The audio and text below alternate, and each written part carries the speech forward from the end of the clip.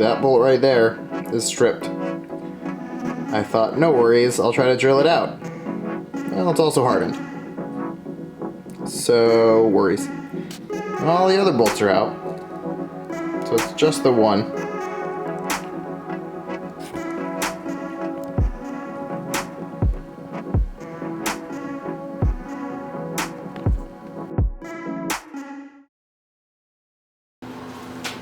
Here's the plan. This is what they call a twist socket or a turbo socket. The inside of that is like a single pitched thread, if you will, that's twisted. So when you put it down on top of a rounded nut, it should cinch in as you're trying to loosen it. You'll put it on, tap it down on there. This is an impact extension, 3/8 drive head on it. So you stick it in the end of the socket. You'll put a gun on it, hammer down on it. The idea is with all of that downward force as well and that shocking power, you'll put a wrench on it and try to crack it free. I don't know if it's gonna work, but we're gonna find out.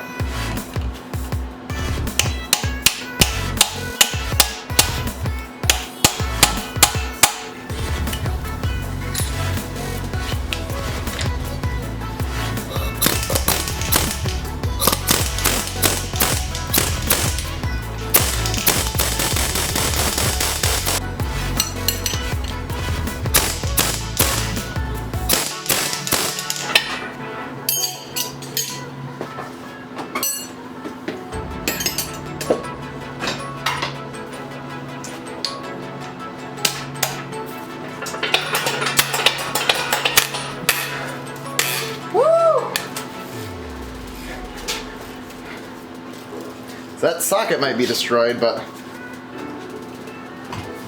hey, it worked.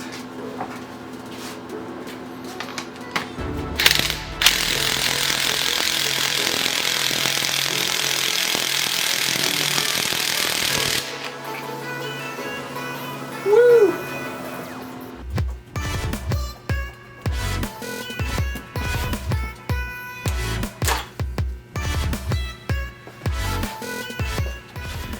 So a good trick when transporting heads on any head that has bucket lifters or any components that could fall out is to put things like the camshafts and the keepers and all that stuff in there. Finger tighten the bolts to just hold it in place, just so moving place to place you don't drop a bucket out or swap pieces. They're shimmed to fit each valve, you know, for the proper clearances. So you don't want to be messing those up, you don't want to be switching those up. Quick tip.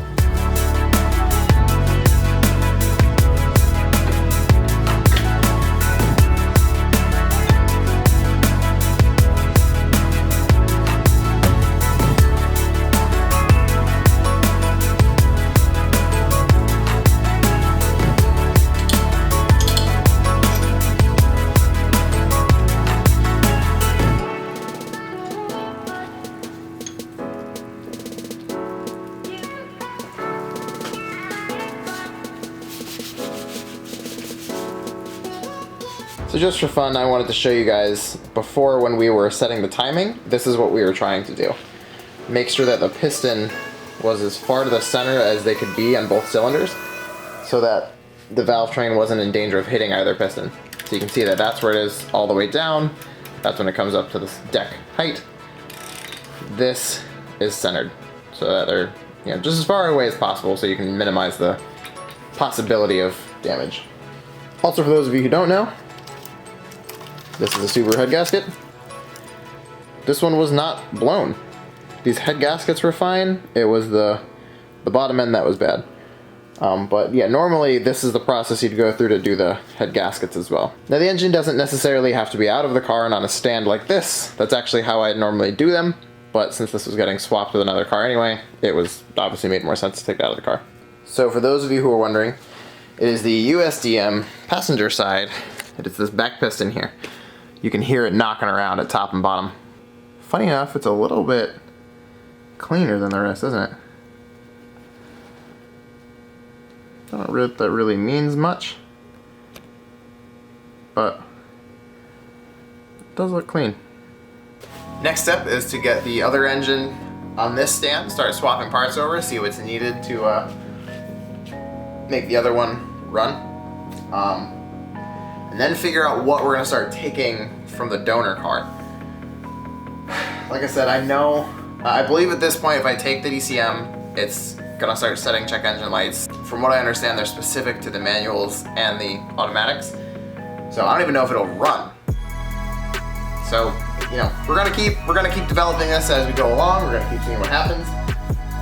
Like I said, if I need to reach out to someone and see if I can get a different ECM or a different harness or whatever needs to happen differently, I'm gonna keep trying because we're gonna make this work. It's how you learn, right? It's the growing process. That's it.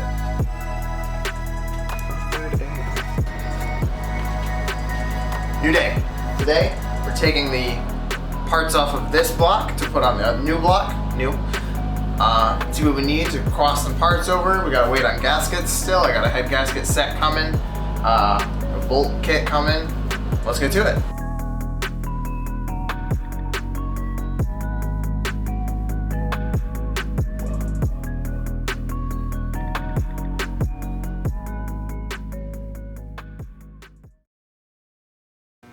So quick little tip, when you run into old, kind of really crunchy, crusty rubber hoses, a good thing to do to remove those without crunching them or cracking them all up is to hit them with a lighter or like a little mini torch. One of you guys. Learn that from Mighty Car Mods. Thank you, Mechanical Stig. You just want to give it a little bit of heat. Just kind of warm it up, get it a little softer. Make sure obviously there's nothing around that's going to light on fire or, you know, is gasoline or anything.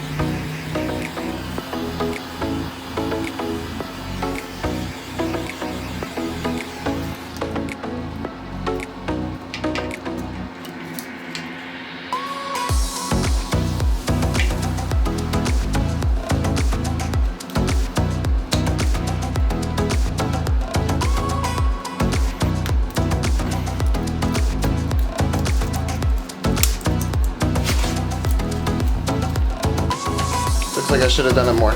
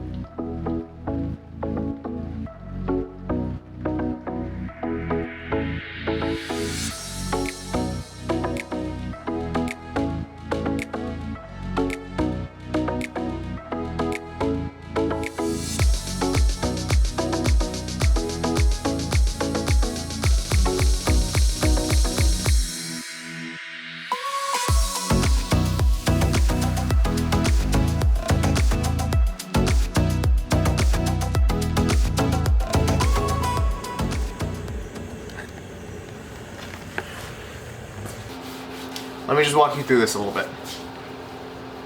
This little unit here, oil cooler. It's got a little cooler that runs through it, cools down the oil as it's filtered.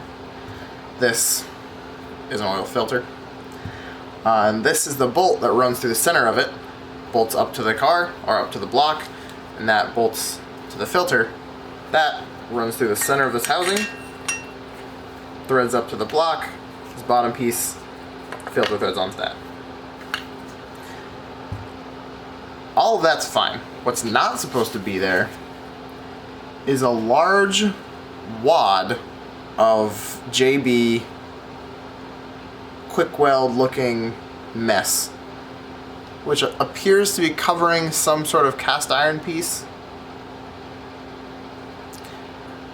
So that's not good. That was in the new engine, or the new engine. So that's a problem. That might spell defeat for that block.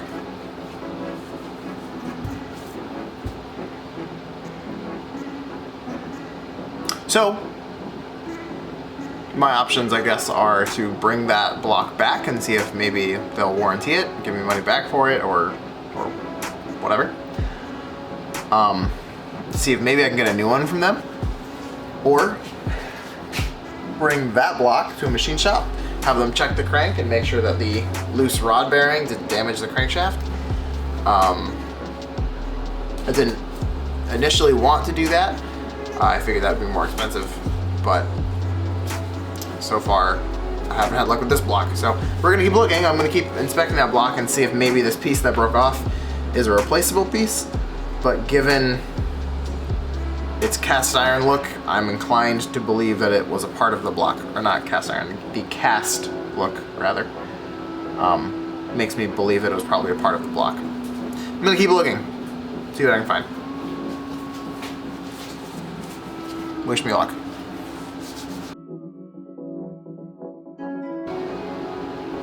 It's dead. So that's all I got today. I'm gonna call the company and see what they'll do. See if they can help the recycling yard.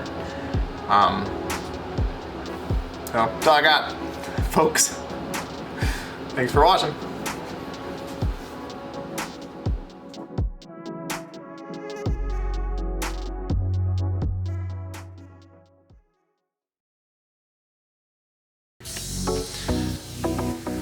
Cars are awesome. Getting it done.